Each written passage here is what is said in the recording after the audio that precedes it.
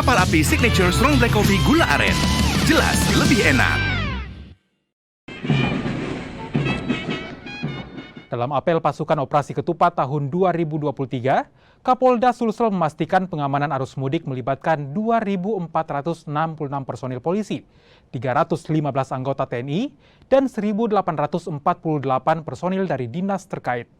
Total ada 8.816 personil gabungan ini yang akan disebar di 104 pos operasi ketupat, 63 pos pengamanan, 32 pos pelayanan, dan 9 pos terpadu untuk mengamankan arus mudik. Arus mudik tahun ini diperkirakan akan meningkat 30% dibandingkan tahun lalu. Untuk itu, warga diharap tetap menjaga keselamatan saat mudik. Jadi untuk di Sulawesi Selatan sudah disiapkan pola-pola pengamanan. Kalau memang di pihak pusat itu banyak arus mudik ke arah Jawa, namun demikian kita antisipasi sama saja.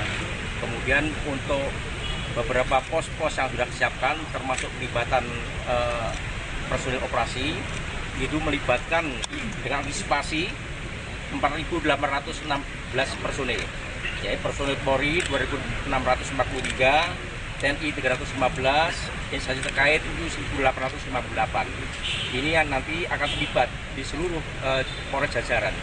Kemudian hari ini sudah saya serta pos-pos pengamanan, ada beberapa pos yang dilibatkan, antara pos pengamanan, pos pelayanan, dan pos terpadu yang terdiri dari